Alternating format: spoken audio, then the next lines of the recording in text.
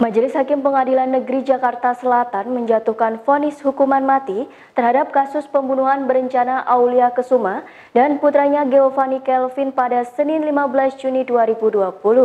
Kuasa hukum dua terdakwa, Firman Chandra, akan mengajukan banding atas putusan tersebut.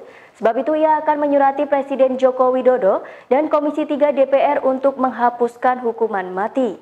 Dikutip dari tribunnews.com, Firman menganggap terkait hukuman mati yang sebenarnya sudah tidak relevan diterapkan dalam hukum pidana. Pengacara terdakwa mengaku heran mengapa Indonesia masih menerapkan hukum mati, sementara di berbagai negara di dunia telah menghapuskan hukuman tersebut. Ia menuturkan vonis hukuman mati bertentangan dengan Deklarasi Universal terkait hak asasi manusia. Vonis tersebut dinilai akan bertentangan dengan deklarasi tersebut. Firman menuturkan, kliennya akan melakukan berbagai upaya hukum tertinggi di Indonesia. Bahkan, mereka akan meminta bantuan Presiden Joko Widodo untuk memberikan grasi. Seperti diketahui, Aulia dan Giovanni divonis pidana mati karena telah melakukan pembunuhan berencana atas ayah dan anak, yakni Edi Chandra Purnama alias Pupung Sadili, 54 tahun, dan M. Adi Pradana alias Dana, 23 tahun. Edi dan anaknya Dana dibunuh dengan cara diracun menggunakan 30 butir obat. Edi dan anaknya Dana dibunuh dengan cara diracun menggunakan 30 butir obat tidur di rumahnya. Dua jenazah korban itu langsung dibawa ke Sukabumi untuk dibakar di dalam mobil.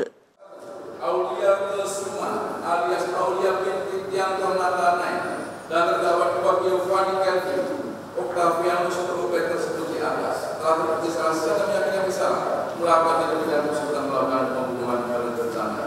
Dua menjatuhkan pidana terhadap terdakwa satu Aulia Kesuma alias Aulia binti Tianto Natanai dan terdakwa dua Giovanni Kelvin Octavianus Rubén tersebut oleh karena itu masing-masing dengan pidana mati.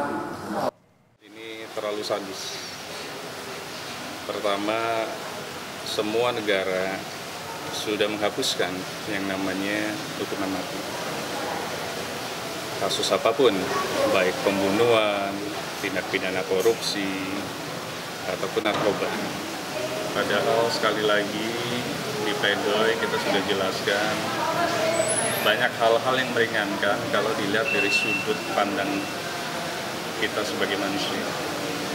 Pertama, jelas bahwa perencana utamanya yang namanya Aki belum tertangkap. Di awal sebenarnya kita sudah meminta untuk JPU menghadirkan. Sekian Tribunnews Update kali ini, nantikan berita yang lainnya hanya di tribunnews.com. Terima kasih sudah nonton, jangan lupa like, subscribe, dan share ya!